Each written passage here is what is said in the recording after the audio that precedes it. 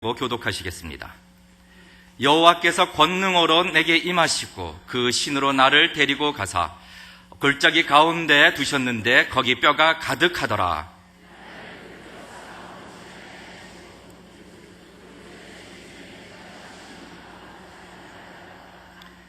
그가 내게 이르시되 인자야 이 뼈들이 능히 살겠느냐 하시기로 내가 대답하되 주 여호와여 주께서 아시나이다.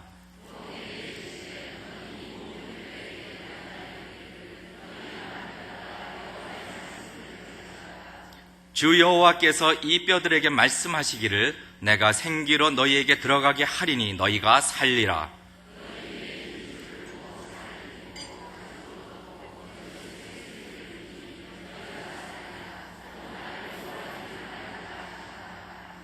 이에 내가 명을 쫓아 대언하니 대언할 때 소리가 나고 움직이더니 이 뼈 저 뼈가 들어맞아서 뼈들이 서로 연락하더라.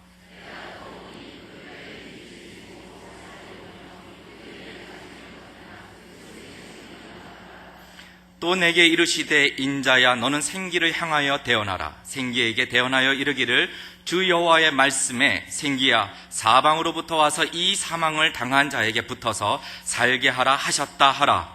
이에 내가 그 명대로 대언하였더니 생기가 그들에게 들어가매 그들이 곧 살아 일어나서 서는데 극히 큰 군대더라. 아멘.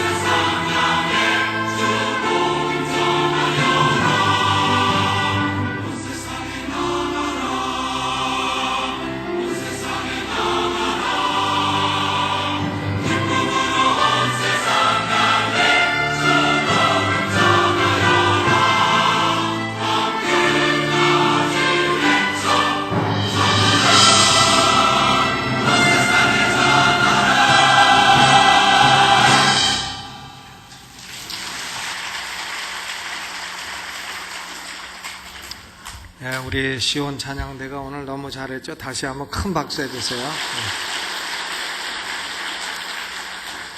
우리 장로님이 호산나 찬양대라고 기도하셨지만 시온 찬양대입니다. 그렇죠? 마이크에 pitch 조금 올려주세요. 오늘 우리 예배에 지난주에 상을 당하신 천연숙 전도사님 가족들이 오늘 예배에 참석하셨습니다. 잠깐 일어나시고 우리가 큰 박수로 위로의 뜻을 표하도록 하겠습니다.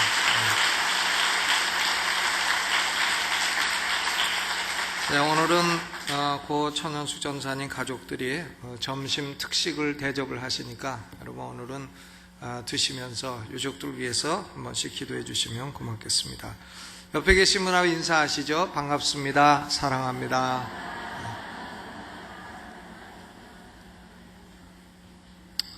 이 에스겔서 37장은 에스겔서 가운데서도 가장 설교가 많이 되는 챕터입니다. 가장 유명한 챕터죠.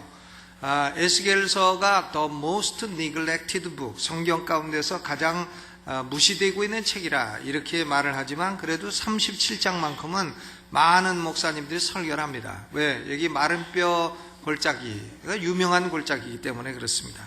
근데 에스겔 37장은 근본적으로 소망의 메시지입니다. 느부갓네살 왕이 유다를 침공을 하는데 3차에 걸쳐 침공을 했습니다.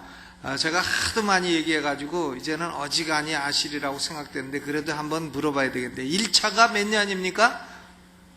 아무 대답이 없으시네요. 아무 대답이 없으셔. 그래서 이 말씀은 자꾸 반복할 필요가 있고, 그러니까 목사도 그래서 먹고 살만하다 하는 생각이 들어갑니다. 자꾸 잊어버리시니까요. 네, 1차는 주전 605년 BC 605년에 느부갓네살 왕이 1차 침공을 했고요. 그때에 다니엘과 세 친구를 잡아갔어요. 그 당시에 왕은 여호야김이라는 왕이었습니다. 그런데 2차 침공은 여호야김이 바벨론을 또 배반을 하고 애굽하고 동맹을 맺고 하니까는 또다시 주전 598년에 침공을 했습니다. 그래가지고 그때의 여호야긴은 폐위되고 여호야긴, 그 후임으로 온 여호야긴이 포로로 끌려가고 1만 명 유다에서 가장 훌륭한 일꾼들이 다 포로로 잡혀갔습니다. 그러니까 598년 이후로는 유다 예루살렘 땅에는 다 보면 사회에서 그저 못하던 사람들, 좀 뒤떨어진 사람들만 남아있게 된 것입니다. 그들이 땅을 다 차지하고 말을 합니다. 야, 이제는 우리가 여기다가 집 짓고 살자. 여기는 여호와의 성전이 있는데 감히 누가 우리를 멸망시키겠느냐. 우리가 복받은 사람이로다. 이러면서 예루살렘에 살고 있었습니다. 그런데 하나님은 야, 너희가 무슨 복받은 사람이야. 도리어 바벨론의 포로로 끌려간 그 사람들이 복받은 사람들이다. 여호와의 영광이 예루살렘에 있다가 바벨론으로 옮겨갔느니라. 너희는 극히 악한 무화과고 바벨론의 포로로 끌려간 사람들이 좋은 무화과니라. 이렇게 말씀을 하시는 것이죠.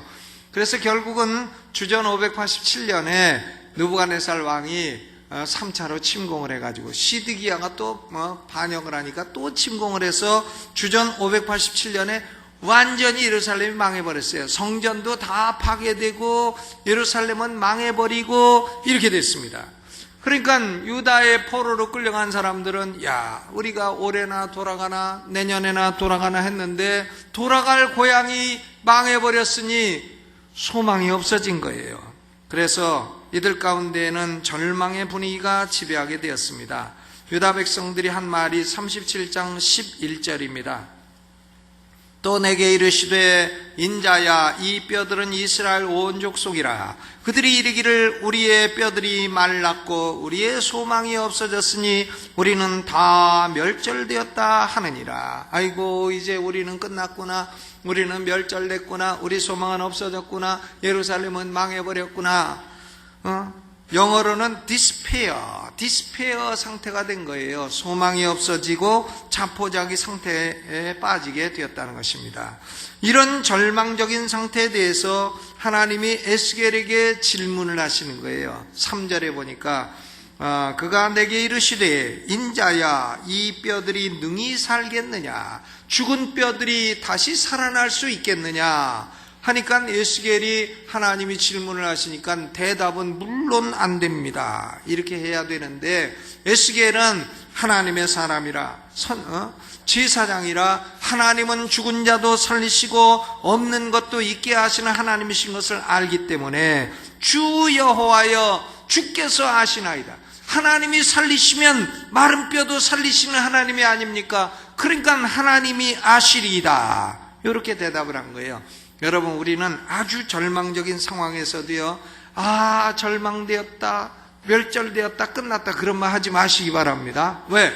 하나님이 죽은 뼈라도 살리시면 살리실 수 있는 거니까요. 하나님이 하시면 하실 수 있습니다. 그렇게 대답을 하시라고요. 그러자 5절에 하나님의 소망의 말씀이 들려옵니다. 주 여호와께서 이 뼈들에게 말씀하시기를 내가 생기로 너희에게 들어가게 하리니 너희가 살리라. 너희가 살리라. 현재의 절망적인 상태라도 하나님의 생기가 들어가게 되면 살아나는 역사가 있다는 것입니다. 오늘 하나님 말씀을 듣고 예배할 때에 하나님의 생기가 사방에서 불어와서 우리가 살아나는 역사가 있기를 주님의 이름으로 축원합니다. 그럼 먼저 골짜기의 마른 뼈, 골짜기의 마른 뼈는 무엇을 상징하는가? 이것을 생각해 보고자 합니다. 에스겔 선지자는 하나님의 신의 인도를 받았어요. 그래서 어느 골짜기로 가게 됐습니다. 이 골짜기가 이름이 뭔지는 몰라요. 사람들은 에스골 골짜기라고 하는데 성경에는 에스골이란 말도 나와 있지 않아요. 그런데 어느 골짜기인지는 모르는데 그 골짜기에는 극심한 전투가 있었던 것이 분명합니다. 임진왜란 때 있었는지, 병자호란 때 있었는지, 6.25 때 있었는지, 2차 대전 때 있었는지, 1차 대전 때 있었는지는 몰라도 이 골짜기에는요, 막 뼈들이 가득한데 뼈들이요, 표면에 있어요. 지표면 위에. 여러분, 뼈들이 원래 지표면에 있으면 안 되는 거잖아요. 사람이 죽으면 땅 속으로 파묻어 가지고 뼈가 나와도 속에서 나와야 되는데 지면에 굴러다니더라는 것입니다. 그러니까 이 사람들은 죽어도 누가 장사 지내준 게 아니에요. 장사도 못 지내주고 고기는 와서 짐승이 다 먹고 뼈만 남았는데 그나마 이 뼈가 햇빛을 오래 쬐어가지고 세월이 얼마나 지났는지 바짝 말라버렸습니다. 그러니까 이 골짜기는 완전한 사망의 골짜기요, 완전한 정막의 골짜기요, 완전한 패배의 골짜기였습니다. 이 골짜기의 뼈들이 무엇을 의미하는가? 이 문제는요, 먼저 역사적으로 생각하면 열방에 포로되어 끌려가서 이스라엘의 예루살렘에 돌아올 소망이 없는 이스라엘 백성들을 가리킵니다. 그러나 이런 역사적인 의미보다는 영적인 의미가 더 중요한 것입니다. 영적인 면에 있어서는 이 골짜기의 마른 뼈는 두 가지를 의미할 수가 있어요. 첫째로는 이 뼈들은 영적으로 죽어 있는 불신자를 의미합니다. 불신자들은 영적으로 죽어 있어요.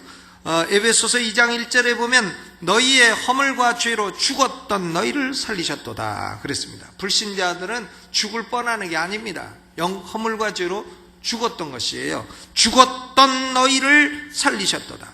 허물과 죄로 죽은 불신자들의 상태를 그림같이 표현한 것이 골짜기의 마른 뼈입니다. 마른 뼈. 구원받기 이전에 인간의 영혼이 죽었다고 하는 것은요, 불신자들이 모두 극도로 악하다는 말을 하는 건 아닙니다. 그런 의미가 아니에요.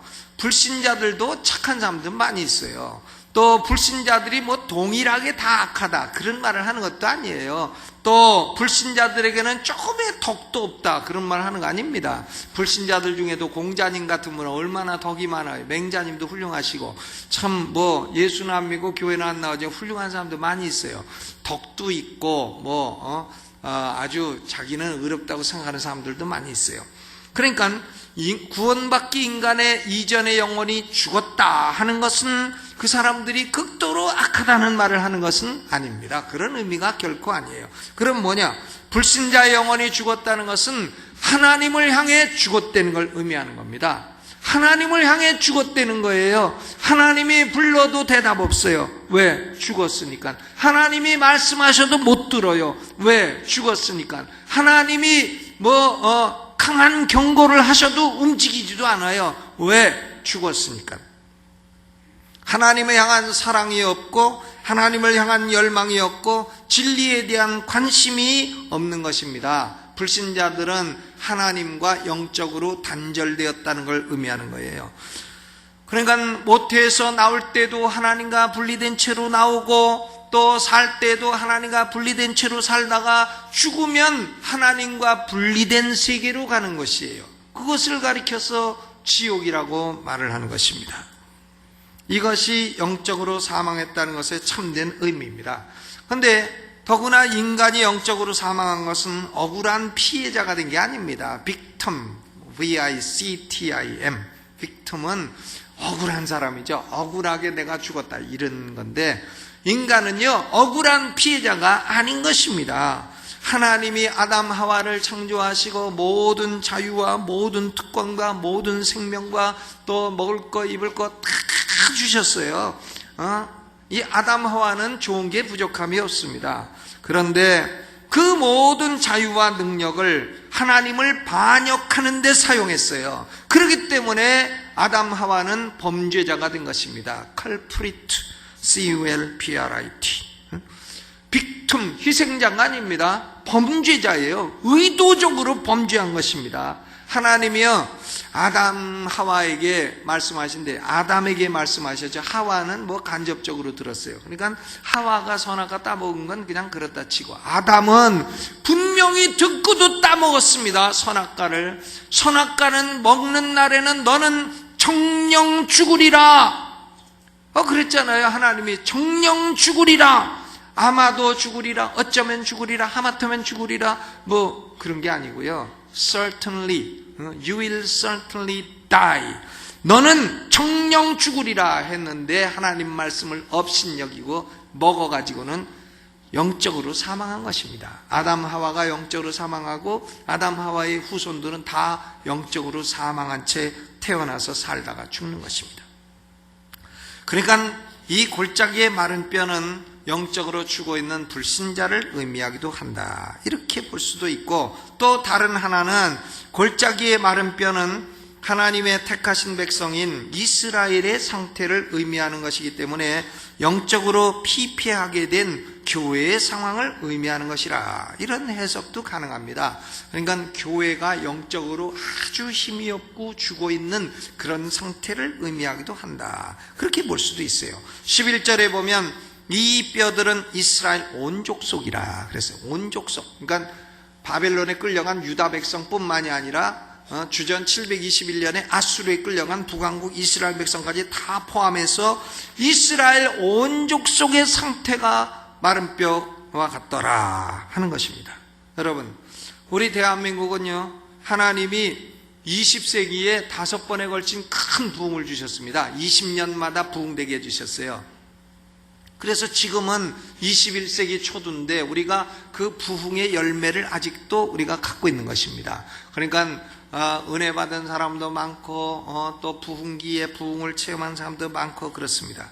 그런데 전 세계 교회는요 지금 상황을 보게 되면 부흥기가 아닙니다. 부흥이 지나간 지가 너무나 오래됐어요. 그래서 터키를 한번 가보면 아시지만 수아시아 7교회, 수아시아 7교회, 에베소, 서머나, 버가모, 두아디라, 사데, 빌라델비아, 라오디게아, 에서버두, 사빌라, 이 7교회가요 가보면 맨 돌무대기야. 8시간 타고 가면 돌무대기, 10시간 타고 가면 돌무대기, 또 10시간 타고 가면 돌무대기. 그래서 거기가 또 뭐 봤냐 그러면 돌무대기만 보고 하도 여러 개 보다 보니까 어느 돌무대기가 어느 돌무대기인지 헷갈려갖고 지금은 사진 봐도 무가문 이게 에베소인지 서머나인지 알 수가 없어요. 돌무대기가 되었습니다. 유럽의 교회들 가보세요. 유럽 이탈리아를 가보시든지 프랑스를 가보시든지 독일을 가보시든지 예배당 건물은 뭐 몇백 년 동안 지었대나 무슨 뭐래나 하는데 가보면 다 사진 찍고 있어. 찰칵 찰칵 다 관광지가 돼버렸어요. 거기서 무슨 예배를 드리고 경배와 찬양을 하고 기둥만 높고 스테인드 글래스만 번쩍거리고 그런 데서 무슨 예배가 이루어지고 경배와 찬양이 되겠어요. 관광지가 됐습니다. 그러니까 교회 목사는 오면은 관광요금 받아. 거기서 관광요금 받고 있어요. 그래가지고 그걸로 또 먹고 살아. 예배당이 하루아침에 이슬람 사원으로 바뀌는 경우도 많이 있고요. 십자가 떼내고 초승달이 딱 떠. 그러면 그것은 이슬람 들이 이걸 샀다는 얘기예요. 또 어떤 데는 가보면은 예배당 건물인데 거기 번쩍번쩍 네온 사인이 빛나고 있습니다. 네온 사인에 뭐가 빛나고 있냐면 오비 맥주, 카스 이런 게 번쩍번쩍 선술집으로 바뀐 것입니다. 여러분, 참 오늘날 전 세계 교회는요, 우리 대한민국은 그래도 부흥기가 지난 지 얼마 안 됐다. 지금은 부흥기라고 말할 수 없지만 부흥기가 지난 지 얼마 안 돼서 그래도 교회마다 차고하지만은 참 얼마 전에 일본에서 오신 목사님들도 한탄하는 소리를 하십니다.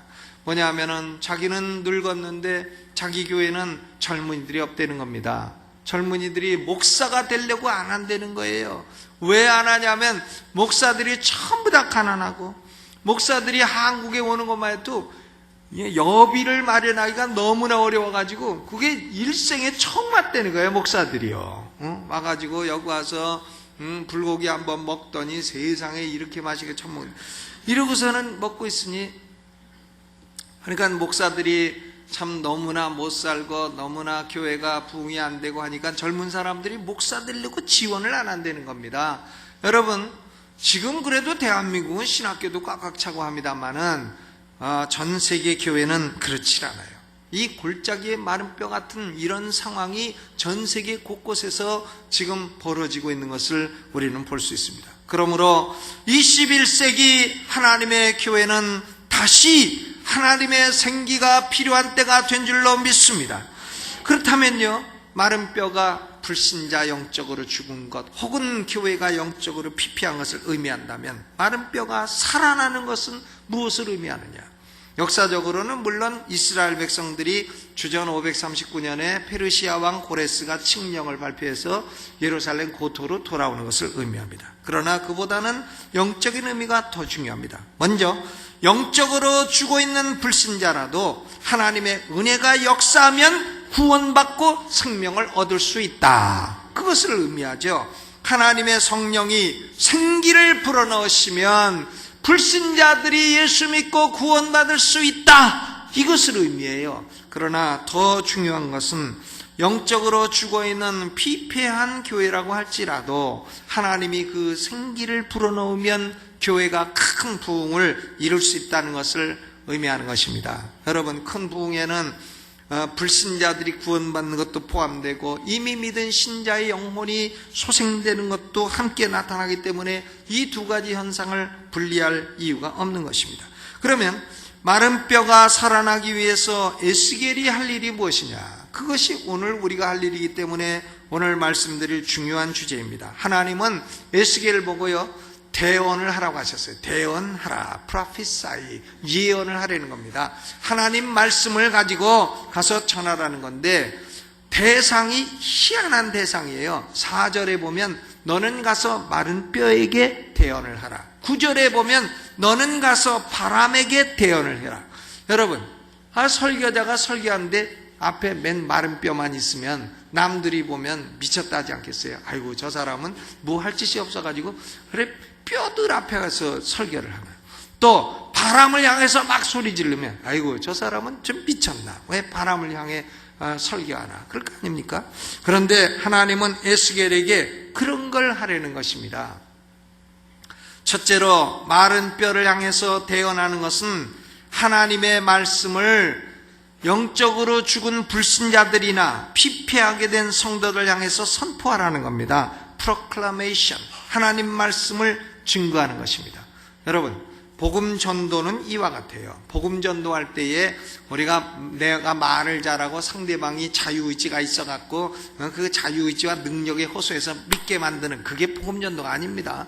복음 전도는 내가 비록 말을 못할지라도 상대방이 마른 뼈와 같을지라도 예수 믿으세요. 예수 믿으면 영생을 얻습니다. 생명을 얻습니다. 영원히 사는 생명을 얻습니다라고 전해야 되는 거예요. 아이고, 마른 뼈가 귀가 있나 듣게 어떻게 됐냐? 물론 그렇습니다. 마른 뼈는 귀도 없고 들을 수도 없어요. 그런데 여러분, 이 골짜기에는 에스겔과 뼈만 있으면 에스겔은 미친 사람이에요.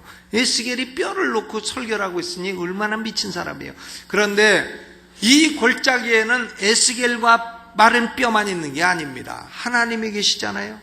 에스겔은 하나님의 명령에 순종해서 뼈들아 생기가 들어가라, 뼈들아 살아나라 하니까 하나님이 뼈들에게 생명을 딱 주셔가지고는 이 뼈들이 흩어져 있던 뼈들이, 무질서하던 뼈들이 척척척척 맞히더니 손가락 뼈 다 맞고 또 다리뼈도 다 맞고 팔뼈도 맞고 해골도 와서 착 올라가가지고는 딱 붙더니 거기에 근육이 막 붙고, 근육 그리고 살도 붙고 하더니 거기 생기가 싹 들어가니까는 움직이는 큰 군대가 되었더라. 놀라운 일이죠. 여러분, 우리는요 비록 마른 뼈 같은 불신자라도 하나님 말씀 증거하는 것이 미친 짓이 아닌 이유는 그 들을 수 없는 사람들에게 생명을 주어 듣게 하시는 하나님이 계시기 때문인 것입니다. 아멘. 에스겔은 마른 뼈들에게 하나님 말씀을 그대로 증거합니다. 37장 4절로 6절 보면 너희 마른 뼈들아 여호와의 말씀을 들을지어다. 주 여호와께서 이 뼈들에게 말씀하시기를 내가 생기로 너희 속에 들어가게 하리니 너희가 살리라. 또 나를 여호와인 줄 알리라.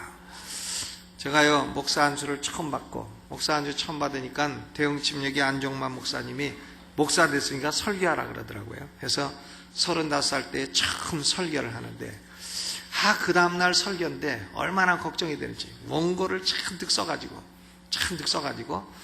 밤에 예배당에 혼자 갔어요. 12시에 가가지고는 강대상에 가서 거기 있는 의자를 사람이라고 생각하고 이게 설교가 소리를 지르는 건지 속삭이는 건지 웃기는 건지 우는 건지 알 수가 있어야지. 어떻게 하는지 알 수가 있어야지. 아니면 책 읽는 것처럼 읽으면 되는 건지 모르니까는 놓고서 아무도 없는 데서 소리 지르면서 막 하고, 그 다음날 이제 강단에 딱 서니까는 어이구 사람 눈이 왜 그렇게 반짝거려. 막 수천 개 눈이 반짝반짝 하니까 지금은요 제가 이렇게 일부러 눈을 흐릿하게 떠가지고 반짝거려도 잘 안 보여요. 눈도 나쁘고 그래가지고. 근데 그때는 반짝반짝거리니까 설교 원고 10페이지를 딱 써가지고 왔는데 어떻게나 빨리 읽었는지 20분 만에 설교가 다 끝나버렸네. 1시간 해야 되는데 20분 만에 다 끝나니까 주정미 전사 어머니가 그 당시 대형침례교회 전도사님인데 나와가지고 광고를 30분에 갖고 떼워갖고 1시간 채웠어요. 참. 그러니까 목사들이요 맨 처음에 설교를 시작할 때는 산 같은 데 가서 나무, 소나무 같은 거 놓고 거기서 막 소리질러 연습을 합니다. 그리고 발음이 부정확한 사람들은요 이 연필을 물고서는 발음을 정확하게 하려고 노력을 해요. 그리고 발음이 자꾸 틀리는 사람은 입을 크게 벌리는 거예요. 어떻게 벌리냐면 생기로 너희 속에 들어가게 하리니 너희가 살리라. 이렇게 하면은 발음이 안 틀립니다. 근데 생기가 너희 속에 들어가게 하리니 너희가 살리라 이러면은 이게 뭐 듣는 전달도 안 되고요. 발음도 자꾸 틀리고 그래요. 그러니까 입 벌리는 연습, 또 발음 안 틀리는 연습, 또 많은 사람 앞에서 담력을 얻는 연습, 이런 걸 많이 합니다. 그런데 이 에스겔은 마른 뼈를 탁 넣고 뼈들아 여호와의 생기가 들어가니 살아나라. 그러니까 큰 군대가 됐습니다. 여러분, 전도자는 마른 뼈 같은 불신자를 향해서도요 예수 믿으세요. 그리하면 죄사함을 받습니다. 그리고 영생을 얻습니다. 라고 외쳐야 됩니다. 듣거나 안 듣거나 외쳐야 돼요. 왜? 하나님이 당신에게 들을 귀를 주시면 듣게 될 것이다. 이걸 믿고 외쳐야 됩니다. 설교자는 죽어있는 교회를 향해서도요 외쳐야 됩니다. 생기야 사방에서 몰려와라. 그리하면 우리 교회도 부흥이 일어나리라. 외쳐야 됩니다. 내가 보니까 목사들이요 참 목회 20년 30년 해도 교인 20명 하다가 30명 됐다가 또 하나 또 목사하고 싸워가지고 10명 끌고 나가지고 도로 20명 되고, 그래서 40명 부흥되면 또 한 사람 이상한 사람 들어가고 20명 끌고 나가 도로 20명 되고.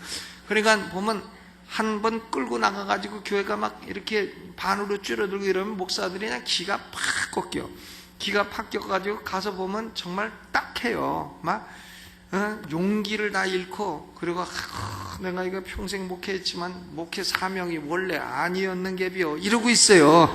아니 평생하고 사명이 아니었는 게비요는 또 무슨, 그만큼 좌절이 되어 있습니다. 그런데요, 좌절할지라도, 교인이 아무도 없을지라도 생기야 성령이여 사방에서 불어와 우리 교회가 부흥될 줄로 믿습니다 소리를 질러야 돼요.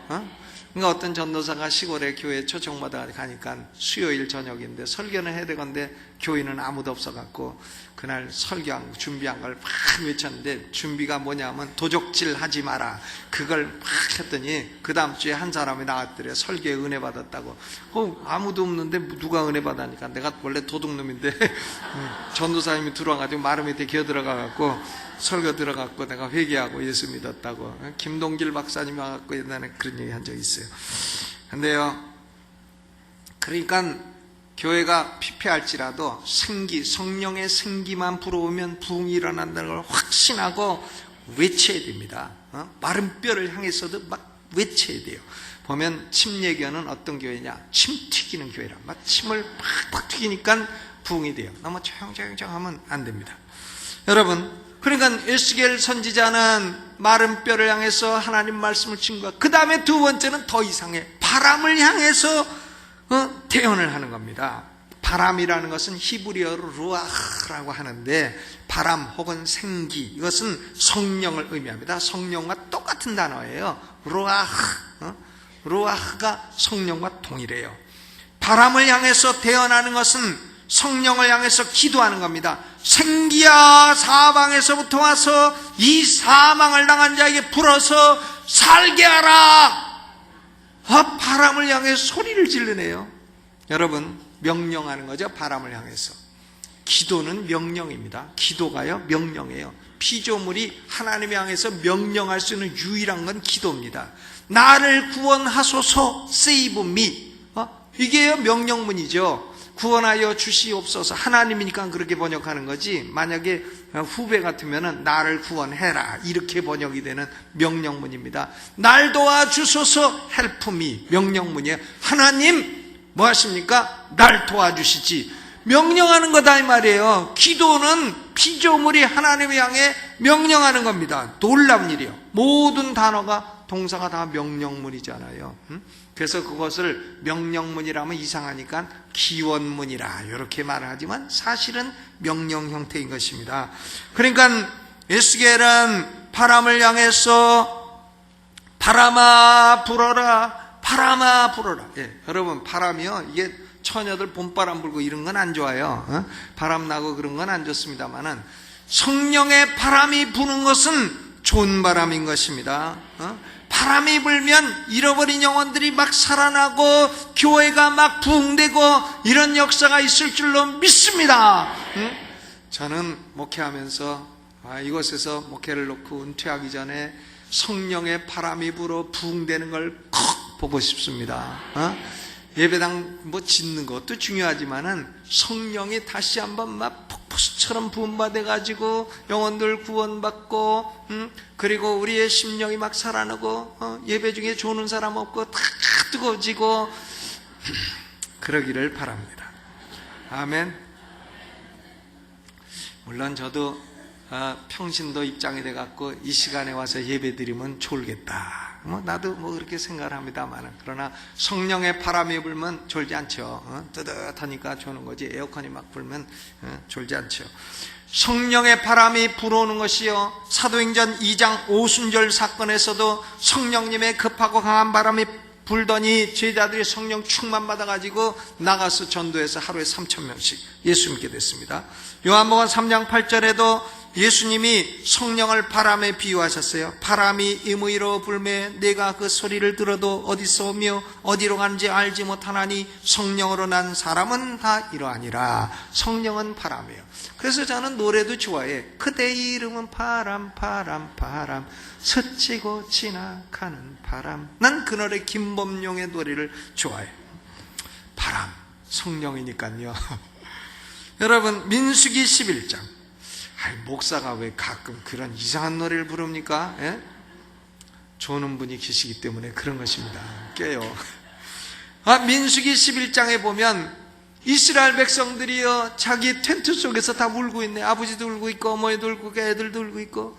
모세가 물어보는 거예요. 왜 우느냐고. 그랬더니 고기가 먹고 싶어서 운다는 거예요. 고기가 못 먹어도, 고기를 못 먹어도 이렇게 사람들이 웁디다.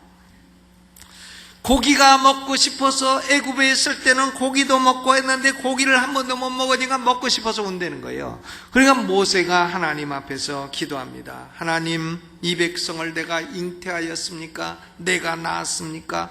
이 모든 백성에 줄 고기를 내가 어디서 얻을 수 있습니까? 즉시 나를 죽여 이 곤고함을 보지 않게 하옵소서.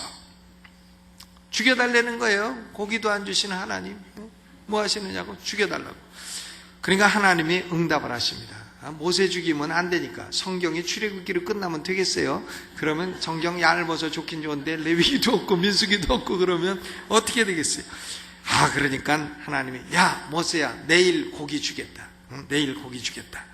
너희가 고기라면 아주 신물 날 정도로, 고기 냄새 나서 못 먹는다 할 정도로 1개월간 먹게 하여 주겠다. 그게 모세가 아무리 믿음 좋은 모세라도요, 아니 고기가 갑자기 어디서 나서 1개월간 먹고 살게 해주겠어요? 그러니까 하나님, 우리가 양도 조금 있고 소도 조금 있지만 그거는 제사 드려야 되는 건데 그거 다 잡아먹어도 어찌 뭐 우리가 나눠 먹을 수 있겠습니까? 국 끓여 먹어도 그냥 국물만 먹어도 모자랄 건데, 그리고 바다의 생선을 다 잡아와도 모자랄 건데 어찌 1개월간 고기를 주어 먹게 하겠습니까? 그러니까 하나님이 말씀하신 거예요. 야, 여호와의 손이 짧아졌느냐? 하나님의 손이 이랬다가 짧아졌느냐? 펭귄이 되었느냐? 여호와의 손이?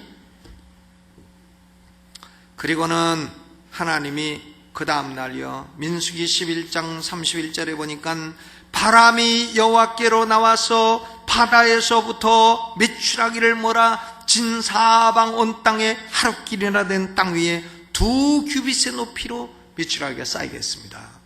여러분, 하루 걸어야 되는 땅에다가 메추라기를 1규빗이 요만큼이에요. 이거 2규빗만큼 메추라기 떼가 쌓였습니다. 메추라기는 알도 맛있고 고기도 맛있고, 그래서 이스라엘 백성들이 튀겨도 먹고 볶아도 먹고 지져도 먹고 끓여도 먹고 아주 한 달 동안 메추라기 지겹게 잔뜩 먹었습니다. 여러분, 메추라기를 사냥총으로 잡으면 아무리 익숙한 사냥꾼도 몇 마리나 잡겠어요? 떼꽁 한 마리, 떼꽁 한 마리, 떼꽁, 아이고 요거는 헛나갔네, 이러면서 몇 마리 잡아가지고 한두 가정 먹일 거 아닙니까? 그런데 바람이 부니까, 메추라기 떼가 탁 날라와서 떨어져가지고는 실컷 먹게 되었다는 겁니다. 200만 명이 한 달을 실컷 먹고도 남을 분량을 하나님이 공급해 주신 것입니다. 여러분, 교회의 부흥도 마찬가지예요. 잃어버린 영혼의 구령도 마찬가지입니다. 사람이 뭐 아침부터 저녁까지 제자 훈련한다고 막 성경 들고 쫓아다니고 해도 되질 않아요. 목사들이 뭐 열심히 안 해서 교회가 부흥 안 됩니까? 제자 훈련한다고 아침부터 밤까지 돌아다니지, 맨날 성경 공부시킨다고 돌아다니고, 신방 간다고 돌아다니고, 여러분, 신방도요 하루에 한 몇 군데 다녀보세요. 얼마나 힘든 일인가요? 그런데 이렇게 돌아다녀도 20년 했는데 20명 중에 절반은 자기 가족, 이렇게 된다 이거예요. 이게 사람의 능력으로는 메추라기 때 총으로 잡는 것과 똑같아요. 그런데 성령의 바람이 불어와야 되는 겁니다. 바다에서부터 바람이 불어와야 돼요. 아멘. 우리 강남중앙 침략에 성령의 바람이 불기를 주의 이름으로 축원합니다. 하나님의 진리의 말씀과 성령의 바람이 함께 만나니까 마른 뼈도 변하여 큰 군대가 되는 것입니다. 이것이 참된 부흥입니다. 저는 부흥을 다시 볼 수 있기를 원합니다. 여러분, 우리 21세기 한국교회는요, 하나님이 우리한테 사명 주셨어요. 뭐 G20가 강남에 열려가지고는 대학 입시도 일주일간 공연이 연기가 되고 애들 춥게 생겼어요. 그냥 만들 오는 바람에 애들만 춥게 생겼는데, 그런데 입시도 연기되고 한데요, 우리가 참 세계 정상이 대한민국에 몰려오고 얼마나 놀라운 일이에요. 그리고 우리 대한민국이요, 세계 어딜 가도 한국말 쓰면 다 통해요. 터키 가도 이거 얼마냐 물어보면 5,000원입니다. 다 대답해요. 터키 사람들이요. 비싸다 그러면 1,000원 깎아줄게요. 또 그래요. 중국의 짝퉁시장 가봐요. 오빠 요거 사. 나 붙잡고 들어줘요. 그래서 그거 얼마냐 그러면 10만원 10만원 그러면 난 만원 그러면 깍쟁이 또 이래요. 무조건 90%는 깎아야 돼요. 중국 가서 뭐 반 깎았다. 아주 그 사람은 바가지 쓴 사람. 그러니까요, 그건 뭐 영어로 하냐면 아닙니다. 한국말로 다 통해요. 다 통해요. 대한민국 언어가 이제는 몽고에 가도 한국말로 욕하면 안 됩니다. 다 알아들어요. 한국말이 국제어가 돼가고 있고, 우리 한국 자동차 에쿠스는 벤츠보다 더 좋아. 더 좋고 이렇게 됐는데, 그게 뭐 우리 잘 먹고 잘 살라고 그렇게 해주신 거는 아닌 줄로 압니다. 하나님이요, 지금 가만히 전 세계를 보면 세계에 선교하는 나라가 도대체 어디 있냐고요. 일본이 합니까? 중국이 합니까? 미국이 합니까? 미국 좀 하다가 요새 오바마 대통령 때도 어째 영 현찮고. 여러분, 선교하는 나라는 그래도 그나마 미국이고, 그리고 우리 대한민국인 줄로 믿습니다. 하나님이 이 복음을 대한민국 우리에게 맡겨주셨다 이거예요. 우리가 이 선교의 대사명을 갖고 있는 겁니다. 여러분, 사업을 해도요, 하나님 내가 선교할 테니까 사업 잘 되게 해주세요. 그렇게 기도하세요. 또 뭐 공부를 해도 자녀들 위해서도 아버지 우리 자녀들이 선교에 큰 일 할 수 있는 인물들이 되게 해달라고 기도하세요. 그래야 자녀들 잘 됩니다. 아버지 우리 교회가 선교 많이 할 수 있는 교회가 되게 해달라고 기도해야 교회도 부흥되는 것이에요. 우리는 세계를 향한 선교의 사명을 받은 줄로 믿습니다. 나는 선교하거나 아무 상관없다. 나는 선교헌금도 안 낸다. 이러지 마시라고요. 그러니까 뭘 해도 안 되고 애들도 안 되고 다 그렇게 되는 거예요. 사명을 이루어야 하나님이 복을 주시지 않냐고요.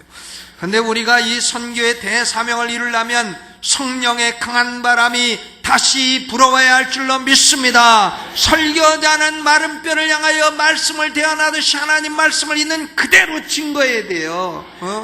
신시대가 되어가지고 신신학을 한다고요. 무슨 거지 같은 신신학이요. 그럼 신신학이 어디 있어요? 복음은 옛날 복음, 바울 복음, 어거스틴 복음, 루터 칼빈이 찾아오는 그 복음이 복음이지 무슨 신신학, 무슨 뭐 해방신학이고 여성신학이 흑인신학이 무슨 그런 신학이야. 사도들이 증거한 캐리그마, 그 순수한 복음을 설교자들은 그대로 증거하고 성도들은 다시 기도의 불을 붙여야 됩니다. 성령이여 사방에서 불어오소서, 동서남북에서 불어오소서, 우리에게 생기를 넣어주소서. 교회에도 생기가 들어가고 가정에도 생기가 들어가고 우리 영혼에도 생기가 들어와야 할 줄로 믿습니다. 큰 소리로 해보세요. 하나님 생기를 주소서. 가정도요, 성령의 생기가 팍 들어가면 막 생명력이 넘치고, 기업도 성령의 생기가 들어가면 생명력이 넘치고 그런 겁니다. 성령의 생기가 안 불어오니까 그냥 캄캄해지는 것이죠. 생명 없는 것에 생명을 불어넣는 것도 생기요, 질서 없는 것에 질서를 불어넣는 것도 생기요, 소리 없는 것에 삶의 소리를 불어넣는 것도 생기요, 힘이 없는 것에 힘을 불어넣는 것도 생기입니다.